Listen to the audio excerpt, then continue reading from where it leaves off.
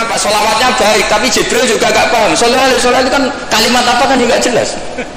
Coba diterkip. Nabi Muhammad sholli alaih, sholli itu malah perintah, berarti kiaimu sholli alaih, berarti Pak Yai kowe sing maca sholawat kan gitu. Itu kalimat yang salah.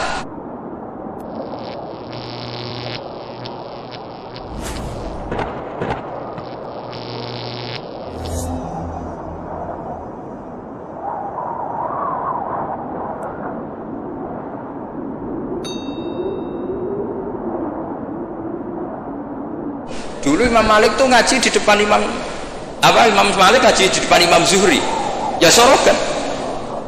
Imam Syafi'i ngaji di depan Imam Malik, baca muwatta khatam benar semua. Terus qad ana laka antuftiya, ana itu sudah saatnya kamu iftah, karena baca min awali hatta akhiri benar semua. Masih ngaji sama Sufyan bin Uyainah, masih ngaji sama Sufyan As-Sauri. Terakhir beliau ngaji sama Muhammad bin Hasan As-Syaibani di Irak. Itu semuanya yang baca Imam Syafi'i, sak logikanya. Terakhir dites begini Imam Syafi'i, sama sih. Saya termasuk sering baca kitab Risalatus Syafi'i. Saya sering baca kitab sering baca kitab Risalatus Syafi'i. Itu dites begini. Kata Sufyan As-Sauri, ya Aba Abdillah, kalau manggil Syafi'i itu Aba Abdillah, ma makna hadisi la tuharrikut tayra min makinnatiha. Gurunya yang satu tidak baca makinnatiha tapi min wakanatiha. Jangan gerakkan burung dari sangkarnya. Kalau sampai yang dibedai mesti jawab ini kurang penggawean apa ngubrak-ngubrak manuk kan gitu. Tapi Imam Syafi'i dengan fasenya menerangkan orang Arab itu kalau mau pergi itu tatoyur itu pakai ukuran terbangnya burung. Nak digusah terbang ke kanan ila aimana berarti alamat baik. Kalau berterbang as'ama atau aisara berarti buruk. Nah itu kalau ada burung di hutan terus digusah. Kalau nggak ada burung di hutan, dia memang nyimpan burung diletakkan di kurungan, tapi kurungannya dibuka terus diubrak. Nak terbangnya nganan baik, kalau ke kiri buruk. Makanya disebut di Quran innama ta'irukum ma'akum inna tatoyarna bikum, karena yang dipakai ukuran itu to'ir itu sesuatu yang terbang. Itu Imam Syafi'i langsung paham. Adatul Arab kalau mau pergi itu melihat terbangnya burung, sehingga makna hadis la tuharrikut tayra min makinnatiha, jangan mentaklekkan barokah tidaknya pergi berdasar terbangnya burung, tapi berdasar pergi kamu itu fito atillah atau fima siatil. Nangis gurunya, padahal masih Imam Syafi'i umur 15 tahun. Wong kok pinter ngono. Makanya terus sampai dipuji-puji. Saya punya keyakinan kalau nanti fata min Quraisyin yamla'u tibaqal ardi ilman itu kamu. Padahal teksnya hadis hanya gitu, jangan gerakkan burung dari sang. Itu dulu mungkin orang alim sampai seperti itu tuh mungkin. Karena ngajinya sorokan, mustaqil. Saya beberapa kali dites Mbah Mun, cara kowe naib Indonesia itu fasik ta ora? Ora dijawab fasik ya rodok fasik untuk mel-melan terus. Nak dijawab fasik padha karo ngukumi nek kae wong sak Indonesia gak sah mergo waline napa? Nah, kalau pengalaman karena kalau sering ngaji sama Mbah Mun pengalaman. Jenengan ra kepengin nek kae wong sak Indonesia sah. Iya aku kepengin sah. Nak ngoten tak hukumi mboten fasik. Itu Mbah Mun semenengnya saya sampai diambung itu dia bilang gitu. Cara orang Arab nak seneng diambung bombonan. Kowe muridku tenan kata. Karena itu memang jebakan, jadi ya sudah seperti itu. Itu mungkin kalau ngaji sorogan. Tapi nak ngaji kilatan ya mau nyenggaki sholawat tok. Sholawat gitu. Oh semata ana uang tenan das.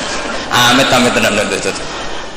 Loh kenapa? Sholawatnya baik, tapi Jibril juga gak paham. Sholawat itu kan kalimat apa kan nggak jelas. Coba diterkip. Nabi Muhammad sholli alaih, sholli itu malah perintah, berarti kiaimu sholli alaih, berarti Pak Yai kowe sing maca selawat kan gitu. Itu kalimat yang salah.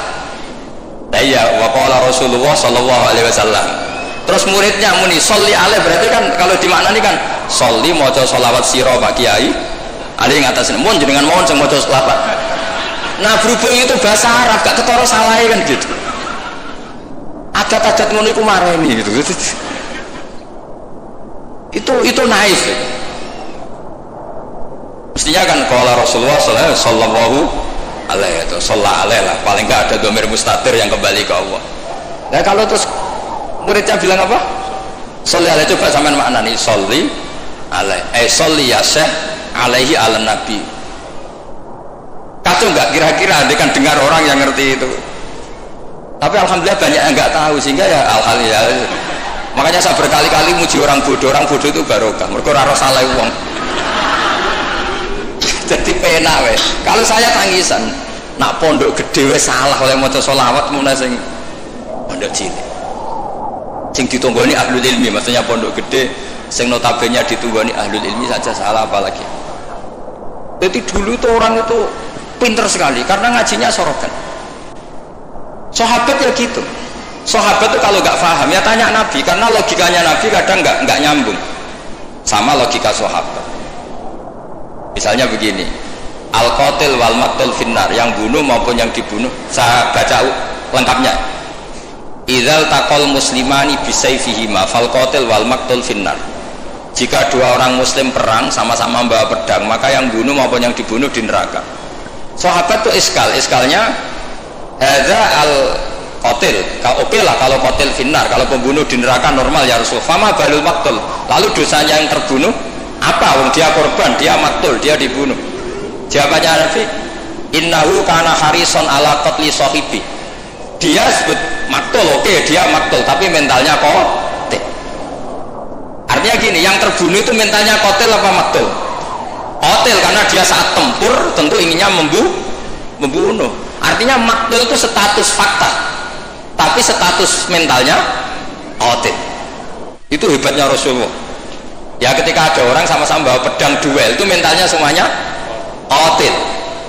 Cuma yang satu nasibnya maktul. Lah maktul ini status nasib apa status niat? Status nasib, niatnya dia tetap qatil sebagai pembunuh. Jadi segampang itu Rasulullah menjelaskan, karena tadi ada sorogan. Jika Nabi sedang ngaji sama sahabat, aro'aitakum hadhi, aro'aita kadza, aro'aitukum kadza.